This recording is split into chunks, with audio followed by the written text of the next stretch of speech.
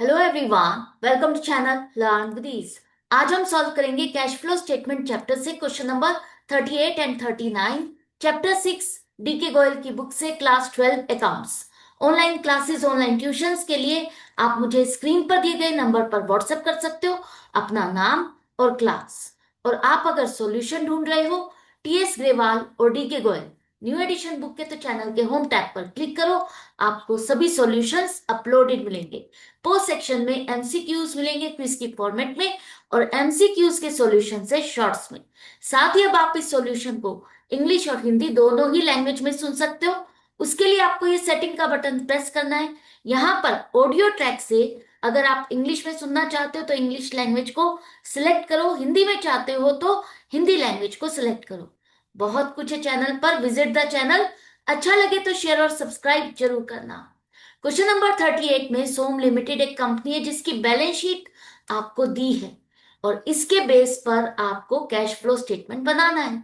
तो सबसे पहले हमें cash flow from operating activities के लिए net profit before tax and extra ordinary item calculate करना है। बैलेंस शीट में जो प्रॉफिट आपने ट्रांसफर किया वो आपको कहां मिलेगा? Reserves and surplus. Share holders fund में रिजर्व्स एंड सरप्लस, जिसकी डिटेल नोट्स टू अकाउंट में दी है।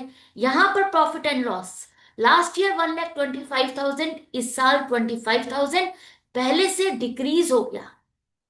अगर ये पहले से डिक्रीज हो रहा है इसका मतलब इस साल आपको लॉस हुआ था, वो लॉस ही आपने इसमें से माइनस किया, जिसकी वजह से इसका बैलेंस डिक्रीज हो गया। तो लॉस हमारा कितना है, कैसे निकालेंगे? Current year minus previous year. 25,000 minus 1,25,000 negative आ रहा है, इसका मतलब 1 लाख का लॉस है। तो ये नेट लॉस आपने बैलेंस शीट में ट्रांसफर किया। क्या ड्यूरिंग द ईयर हमें प्रॉफिट हुआ था जिसका एक पार्ट आपने कोई जनरल रिजर्व में ट्रांसफर किया है? हाँ, जनरल रिजर्व लास्ट ईयर से इंक्रीज हो गए। लास्ट ईयर थे 45,000, इस साल है 1,15,000, इंक्रीज हो रहे हैं। इसका मतलब आपने प्रॉफिट यहां पर ट्रांसफर किया कितना? 70,000। डिफरेंस आपको लेना है, करंट ईयर माइनस प्रीवियस। इसके बाद क्या आपने डिविडेंड की पेमेंट की है? हाँ, प्रोपोज डिविडेंड नहीं है लेकिन इंटरिम डिविडेंड है।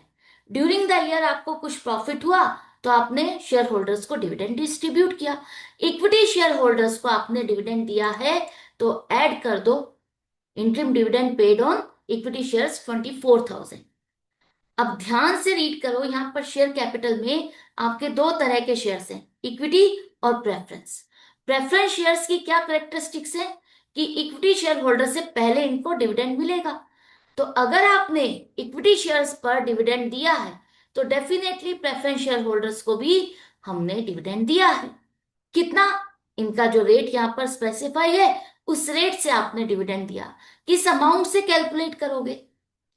लास्ट ईयर 50,000, इस साल 75,000। किस अमाउंट पर कैलकुलेट करें? 25,000 के जो आपने और एडिशनल प्रेफरेंस शेयर्स इशू किए, फंड्स कलेक्ट किए, ये मान के चलो आपने इस साल eight the end of the year issue किए, तो पूरे साल आपके पास जो बैलेंस रहा वो 50,000 का, इसी पर आपने प्रेफरेंस शेयर्स पर डिविडेंड दिया। तो डिविडेंड हो गया 50,000 का 8%, 4,000। अब डिविडेंड से रिलेटेड बहुत ज्यादा कंफ्यूजन है आपको कि कब आपका प्रेफरेंस शेयर्स पर डिविडेंड आपको कैलकुलेट करना है, कब नहीं करना, किस तरह से होगा। तो चार पांच केसेस है, ध्यान से समझो। फर्स्ट केस में अगर आपको दिए हैं दो तरह के शेयर्स और साथ में आपको दिया है प्रपोज डिविडेंड लास्ट ईयर और करंट ईयर। प्रपोज डिविडेंड में आपने पर्टिकुलर स्पेसिफाई नहीं किया कि ये प्रपोज डिविडेंड किसके लिए है, इक्विटी के लिए है, प्रेफरेंस के लिए है या दोनों के लिए। जब कुछ नहीं मेंशन तो आपको मान के चलना है कि वो प्रपोज डिविडेंड दोनों ही शेयर होल्डर्स के लिए है। इक्विटी और प्रेफरेंस दोनों का जो ये अमाउंट है ये आप पे करके यहां पर शो करोगे, ऐड करोगे। राइट। दूसरा केस क्या हो सकता है कि दो तरह के शेयर्स हैं आपके। Propose dividend on equity shares आपने दे दिया लास्ट ईयर और करंट ईयर। अब मैंने प्रपोज डिविडेंड सिर्फ एक पर्टिकुलर इक्विटी शेयर होल्डर्स के लिए स्पेसिफाई किया है, प्रेफरेंस शेयर होल्डर्स के लिए स्पेसिफाई नहीं किया।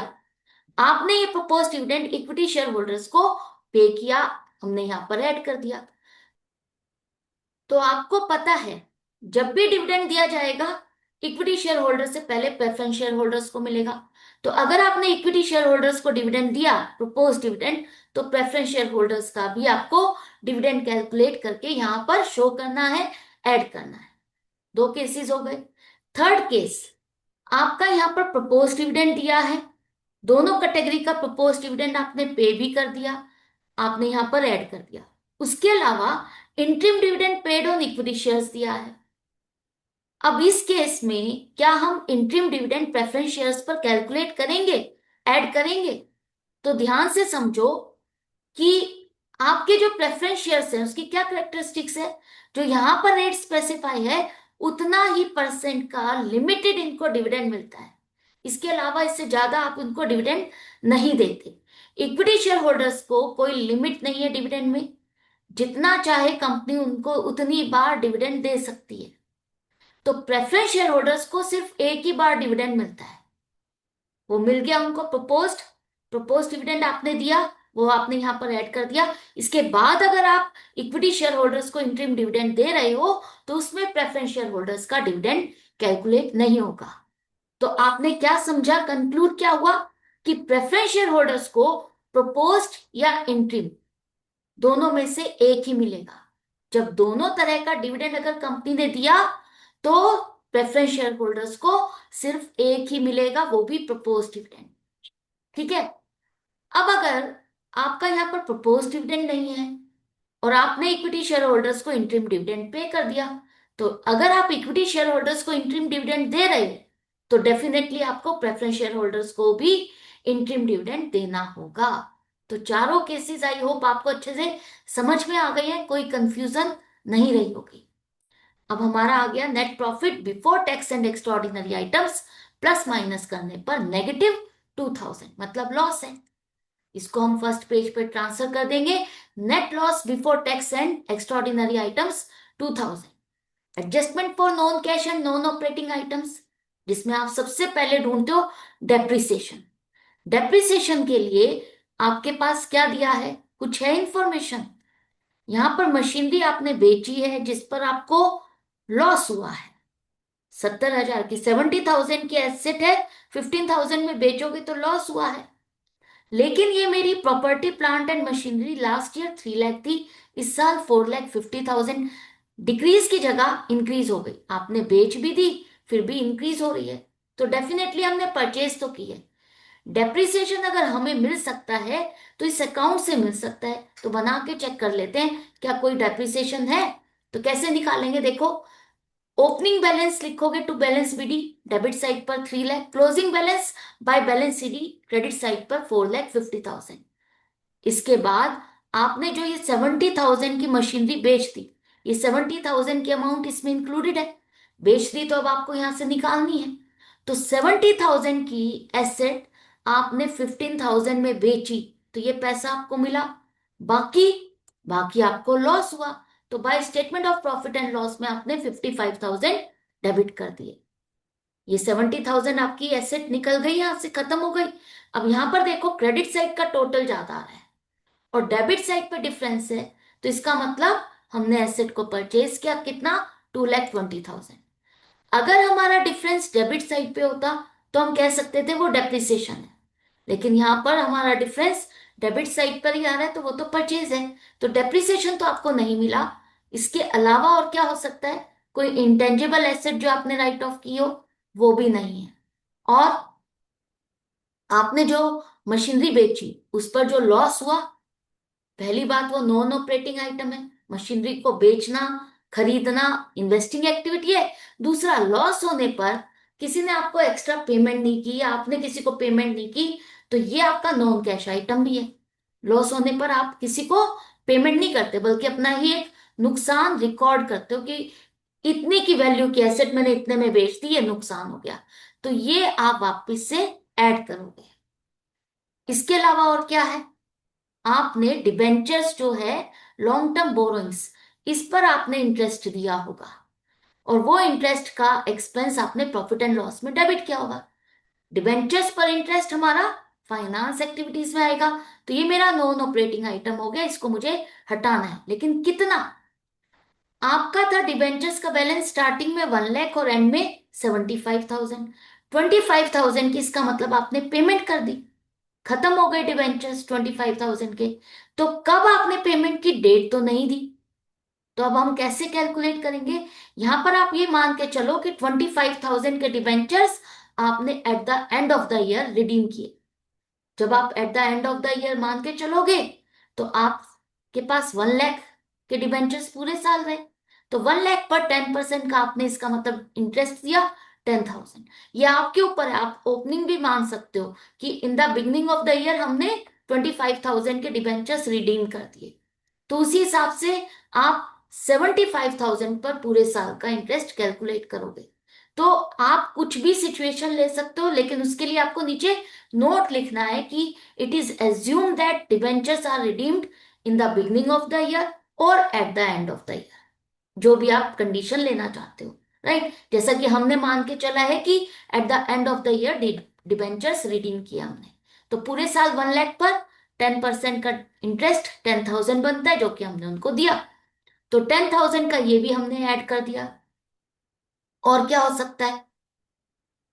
और कोई नॉन करंट इन्वेस्टमेंट्स हैं जिस पर आपको इनकम मिली हो, जो आपकी इन्वेस्टिंग एक्टिविटीज में आएगी, लेकिन आपने प्रॉफिट एंड लॉस में क्रेडिट की हो? ऐसा भी कुछ नहीं है। तो आपका हो गया operating profit before working capital changes 63,000। इसके बाद करंट एसेट और करंट लाइबिलिटीज को कवर करो। तो करंट लाइबिलिटीज आपकी कोई भी नहीं है। करंट एसेट्स में आपकी इन्वेंट्री मतलब स्टॉक लास्ट ईयर से इंक्रीज हो रही है, 50,000 से इंक्रीज हो गई, मतलब आपने स्टॉक और खरीदा। स्टॉक और खरीदा मतलब पेमेंट की, आउटफ्लो हुआ। ट्रेड रिसीवेबल्स लास्ट ईयर से 50,000 इंक्रीज हो गए। ये ट्रेड रिसीवेबल्स आपके इंक्रीज हो रहे हैं, करंट एसेट इंक्रीज हो रही है, एक तरह से आपने एसेट को खरीदा। तो इसका मतलब आप पेमेंट करोगे, आउटफ्लो होगा। तो टोटल आउटफ्लो हो गया 1 लाख, प्लस माइनस करने पर आपका आ रहा है नेगेटिव 37,000, नेगेटिव आ रहा है। इसका मतलब cash used in operating activity 37,000। इस एक्टिविटी में आपने कैश को खर्च किया है। इसके बाद investing activities, plant and machinery account आप बना चुके हो। आपने कितने में बेची मशीनरी? 15,000। जो पैसा आपको मिला बस वही आपको यहां पर शो करना है। 55,000 का लॉस यहां पर नहीं दिखाओगे। हम कैश फ्लो स्टेटमेंट बना रहे हैं, हमें कैश कितना मिला बस वही यहां पर दिखाया जाएगा। हमने कैश में क्या खर्च किया आपको वही दिखाना है। तो हमने मशीनरी परचेज की, आउटफ्लो हुआ 2,20,000। इसके अलावा कोई और एसेट है? नहीं, और कोई भी एसेट नहीं है। तो बस नेट अमाउंट नेगेटिव है। तो cash used in investing activities 2,05,000। Next है आपका finance activities. Cash flow from finance activities के लिए आप चेक करोगे सबसे पहले शेयर कैपिटल, जिसके लिए नोट्स टू अकाउंट में आपको चेक करना है। यहीं से ही आप फिगर नहीं लोगे कि ये तो इंक्रीज हो रही है, तो 2,25,000 हम ले लेते हैं, 75,000 इंक्रीज इन शेयर कैपिटल नहीं। नोट्स टू अकाउंट में दिया है तो नोट्स टू अकाउंट से आप लोगे। Equity share capital last year से 3 लाख इंक्रीज हो गई, इसका मतलब फर्दर आपने शेयर्स इशू किए। यहां से तो आपको फेस वैल्यू पता चलेगी कि आपने कितने फेस वैल्यू के शेयर्स इशू किए। हो सकता है प्रीमियम पर इशू किया हो, तो प्रीमियम की कोई इंफॉर्मेशन है? कोई सिक्योरिटीज प्रीमियम का अकाउंट है? नहीं है। तो 3 लाख आपने फेस वैल्यू पर इशू किए, फंड्स रिसीव किए। प्रेफरेंस शेयर कैपिटल ये भी आपने और इशू किए 25,000 के, इस पर भी कोई प्रीमियम नहीं है, तो फेस वैल्यू का ही अमाउंट आपको जो मिला वो इनफ्लो है। इसके अलावा शेयर कैपिटल के बाद long term borrowings. Long term borrowings जो कि लास्ट ईयर 1 लाख थी, इस अब है इस साल 75,000, डिक्रीज हो रही है, मतलब आपने इसकी पेमेंट कर दी। पेमेंट करोगे तो क्या होगा? Outflow minus 25,000। डिबेंचर्स पर आपने इंटरेस्ट दिया, जो कि हमने कैलकुलेट किया था पूरे साल का 1 लाख पर 10,000 आउटफ्लो होगा। डिबेंचर्स के बाद आपको यहां पर शॉर्ट टर्म बोरोइंग्स कोई है तो वो चेक करनी है। शॉर्ट टर्म बोरोइंग्स तो नहीं है। आपने शेयर कैपिटल पर डिविडेंड दिया था, वो आपका आउटफ्लो है। Interim dividend paid on equity shares 24,000, interim dividend paid on preference shares 4,000। तो टोटल आउटफ्लो हो गया 63,000, माइनस करने के बाद आपका cash used in finance activities 2,62,000। तीनों एक्टिविटी का आपने कैश फ्लो कैलकुलेट कर लिया। तो नेट अमाउंट निकालो। ऑपरेटिंग का नेगेटिव है, इन्वेस्टिंग का नेगेटिव है, फाइनेंसिंग का आपका पॉजिटिव है। तो पॉजिटिव आ रहा है आपका 20,000। इसका मतलब इस साल आपने जो तीनों एक्टिविटीज में काम किया उससे आपका कैश एंड कैश इक्विवेलेंट का बैलेंस इंक्रीज हुआ है। 20,000 से बैलेंस इंक्रीज हुआ। चेक करो, मेरे पास स्टार्टिंग में 45,000 थे कैश एंड कैश इक्विवेलेंट्स। तो इस हिसाब से मेरे पास at the end of the year 65,000 का बैलेंस होना चाहिए। ड्यूरिंग द ईयर 20,000 का मैंने इंक्रीज किया। स्टार्टिंग में 45,000 थे, तो एंड में 65,000 होना चाहिए। बैलेंस शीट में भी यही आ रहा है। इसका मतलब ये मैच कर रहा है, मेरी कैलकुलेशन करेक्ट है। तो ये क्वेश्चन आपका कंप्लीट हो गया एंड आई होप आपको ये समझ आ गया। क्वेश्चन नंबर 39 में अशोक लिमिटेड एक कंपनी है जिसकी बैलेंस शीट आपको दी है। इसके बेस पर आपको पूरा कैश फ्लो स्टेटमेंट बनाना है। तो सबसे पहले हम क्या लिखते हैं, cash flow from operating activities, जिसके लिए आपको ध्यान से रीड करना है। क्या लिखा है, there was nil cash flow from operating activities. मतलब आपको ऑपरेटिंग एक्टिविटीज का कैलकुलेट नहीं करना, ऑलरेडी आपको दिया है कि वो नील है। ठीक है। इसके बाद cash flow from investing activities हमें कैलकुलेट करना है, जिसके लिए हम कंपनी की एसेट्स को चेक करते हैं। एसेट्स में आपकी आ रही है property plant and equipment, machinery और एक्यूमुलेटेड डेप्रिसिएशन। मतलब ये तो कॉस्ट पे मेंटेन कर रहे हैं और डेप्रिसिएशन के लिए एक अलग अकाउंट मेंटेन किया है। राइट। तो मैंने कितनी परचेज की, सेल की, वो मुझे इंफॉर्मेशन चाहिए इन्वेस्टिंग में। तो दिया है आपको कि एक मशीन जिसकी नेट बुक वैल्यू है 60,000। नेट बुक वैल्यू का मतलब जो हमने कॉस्ट, जिस पर हमने इसको खरीदा था, उसमें से डेप्रिसिएशन माइनस करने के बाद ये अमाउंट है 60,000। कॉस्ट नहीं है ये। तो डेप्रिसिएशन हमने जो इस पर प्रोवाइड किया 20,000 और हमने इसको बेचा 6,000 के लॉस पर। तो हमने एसेट बेची है।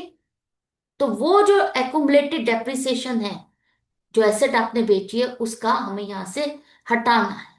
तो सबसे पहले देखो, एक्यूमुलेटेड डेप्रिसिएशन अकाउंट हम बनाएंगे।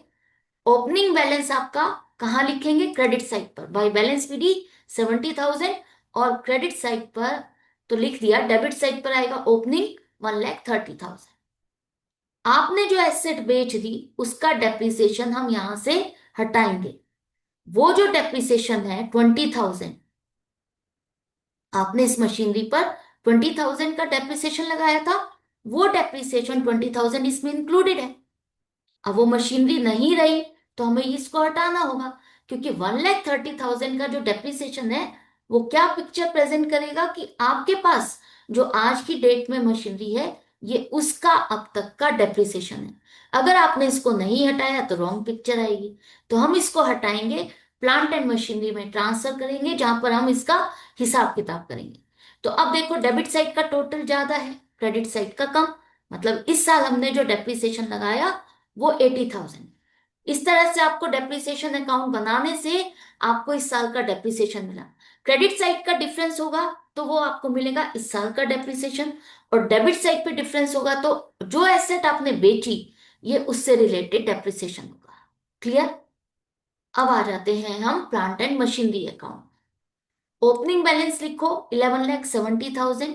क्लोजिंग लिखो क्रेडिट साइड पर बाय बैलेंस सीडी 16,30,000। इसके बाद जो आपने करंट ईयर का डेप्रिसिएशन लगाया वो यहां पर शो नहीं करना, क्योंकि करंट ईयर का जो डेप्रिसिएशन है वो आप मशीनरी में से माइनस नहीं कर रहे हो।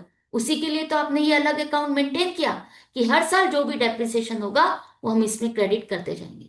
तो आपको ये गलती नहीं करनी, करंट ईयर का डेप्रिसिएशन यहां पर नहीं लिखना। अब जो आपने मशीनरी बेची है उसकी कॉस्ट इसमें इंक्लूडेड है, वो कॉस्ट हमें हटानी है। आपको यहां पर बुक वैल्यू दी है उसकी, मतलब जिस टाइम पर आप इसको सेल करने जा रहे हो उस टाइम पर इसकी क्या वैल्यू है वो दी है। तो हमें तो कॉस्ट चाहिए ताकि हम यहां से हटा सके। तो कॉस्ट कैसे निकालेंगे, ये बुक वैल्यू है और आप अब तक इतना डेप्रिसिएशन लगा चुके हो 20,000। तो बुक वैल्यू प्लस डेप्रिसिएशन 80,000 की कॉस्ट है इस मशीन की। तो 80,000 हमें हटाने हैं यहां से, लेकिन टोटल 80,000 आप ऐसे माइनस नहीं करोगे। आपको इसको बेचने पर क्या प्रॉफिट हुआ, क्या लॉस हुआ, क्या पैसा मिला, क्या डेप्रिसिएशन लगाया, सब कुछ अलग अलग शो करना है। तो सबसे पहले 80,000 की आपने खरीदी, 20,000 का डेप्रिसिएशन लगाया, आज की डेट में वैल्यू है 60,000। आपने इसको 6,000 के लॉस पर बेचा, तो इसका मतलब आपको पैसा कितना मिला? 54,000। तो हमें पैसा जितना मिला वो दिखाएंगे बाय बैंक अकाउंट 54,000। मुझे बेचते हुए इस पर लॉस हुआ, by statement of profit and loss 6,000। और मैंने इस पर जो डेप्रिसिएशन लगाया वो अब एक्यूमुलेटेड डेप्रिसिएशन अकाउंट से यहां ट्रांसफर हुआ 20,000। आपको 80,000 की एसेट हटानी है, तो आपने किस तरह से इसको यूज किया, क्या बेनिफिट आपको इससे मिले, वो अलग अलग आपको यहाँ पर शो करने। तो टोटल 80,000 आपके हट गए यहां से। अब देखो क्रेडिट साइड का टोटल 17,10,000, डेबिट साइड पर डिफरेंस है, इसका मतलब आपने और एसेट परचेज की 5,40,000। क्लियर है? अब आ जाते हैं हम cash flow from investing activities के लिए। सेल ऑफ मशीनरी 54,000 इनफ्लो है, ऐड होगा। और आपने जो मशीनरी परचेज की वो आउटफ्लो है 5,40,000। इसके अलावा कोई और एसेट है? ध्यान से रीड करो, नोट्स टू अकाउंट में दिए गुडविल। लास्ट ईयर 1,70,000, इस साल है 2,80,000, पहले से इंक्रीज हो गई। इसका मतलब राइट ऑफ नहीं की, बल्कि आपने और गुडविल परचेज की, तो परचेज किए तो आउटफ्लो होगा 1,10,000 का। इसके अलावा कोई नॉन करंट इन्वेस्टमेंट? नहीं, वो तो नहीं है। करंट इन्वेस्टमेंट है, क्या वो यहां पर आएगी? करंट इन्वेस्टमेंट आपकी इन्वेस्टिंग एक्टिविटी में नहीं आती। करंट इन्वेस्टमेंट आपके कैश एंड कैश इक्विवेलेंट का पार्ट बनेगा, राइट? तो करंट इन्वेस्टमेंट आप लास्ट में जब कैश को कैलकुलेट करोगे उसमें आप इसको ऐड करोगे, यहां पर करंट इन्वेस्टमेंट आप नहीं लोगे, राइट? तो अब cash used in investing activities 5,96,000। Finance activities, तो सबसे पहले शेयर कैपिटल चेक करो। शेयर कैपिटल आपकी लास्ट ईयर 11 लाख, इस साल 19 लाख, 8 लाख से इंक्रीज हो गई। Issue of shares 8 lakh. Premium के बारे में कुछ नहीं दिया, तो प्रीमियम नहीं है, भूल जाओ। इसके बाद लॉन्ग टर्म बोरोइंग्स, जिसकी डिटेल नोट्स टू अकाउंट में। लास्ट ईयर 4 लाख, इस साल 1 लाख। इसका मतलब 3 लाख से आपने पैसा रिटर्न कर दिया। 3 लाख का पैसा आपने रिटर्न कर दिया, वो तो आउटफ्लो हो गया। Redemption of debentures 3 lakh minus कर दो। आपने इन डिबेंचर्स पर इंटरेस्ट दिया होगा, भूलना नहीं है आपको इन सब चीजों को। तो इस पर इंटरेस्ट आपने कितना दिया कैलकुलेट करो। हमने डिबेंचर्स को कब रिडीम किया है, डेट दी है आपको 1 जुलाई 2018, तो उसी हिसाब से आपको इंटरेस्ट कैलकुलेट करना है। इसका मतलब जो आपके 1 लाख के डिबेंचर्स हैं वो तो एट द एंड तक है, पूरे 12 महीने रहे, तो इस पर पूरे साल का इंटरेस्ट 8% के हिसाब से 8,000। और जो 3 लाख का पैसा आपने रिटर्न कर दिया, वो 3 लाख के डिबेंचर्स आपके पास कब तक रहे? 1 अप्रैल से 30 जून तक। 1 जुलाई को तो आपने पैसा रिटर्न कर दिया, तो 3 मंथ्स का उनका इंटरेस्ट बनेगा 3 लाख पर 8% के हिसाब से 6,000। तो टोटल 14,000 का हमने इंटरेस्ट पे किया, आउटफ्लो दिखाओगे।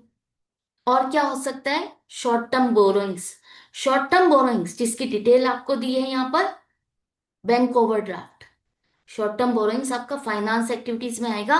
लास्ट ईयर से इंक्रीज हो गया 20,000 का, इसका मतलब और लोन लिया, फंड्स का इनफ्लो हुआ, इंक्रीज इन बैंक ओवरड्राफ्ट 20,000। अब प्लस माइनस करने पर आपके पास पॉजिटिव आ रहा है, cash flow from finance activities 5,06,000। Clear है? अब तीनों एक्टिविटी का आपने कैलकुलेट कर लिया, तो प्लस माइनस करने पर आपके पास 90,000 नेगेटिव आ रहा है। इसका मतलब net decrease in cash and cash equivalents 90,000। आपने इस साल जो भी काम किया उसमें 90,000 से कैश का बैलेंस आपका कम हो गया। चेक करो क्या ऐसा ही हुआ? हमारे पास ओपनिंग क्या था? ओपनिंग में आप current investment plus cash and bank balance दोनों का टोटल करोगे तो 5,20,000 आएगा। इसमें से मैंने इतना खर्च कर दिया, तो मेरे पास कितना बचा? 4,30,000। क्या इतना ही बचा? चेक करो। क्लोजिंग में current investment 130 plus 3 lakh, 4,30,000 match कर रहा है मेरा। तो इसका मतलब मेरा कैश फ्लो स्टेटमेंट करेक्ट है, कंप्लीट है। तो इसी तरह से आपको प्रैक्टिस करनी है। जितनी प्रैक्टिस करोगे उतना आपको समझ में आएगा, क्लियर होगा कि कब कहाँ और कैसे लिखना है। तो इसी तरह से हम प्रैक्टिस करते रहेंगे, मिलते हैं नेक्स्ट वीडियो में नेक्स्ट क्वेश्चंस के साथ। Goodbye and take care.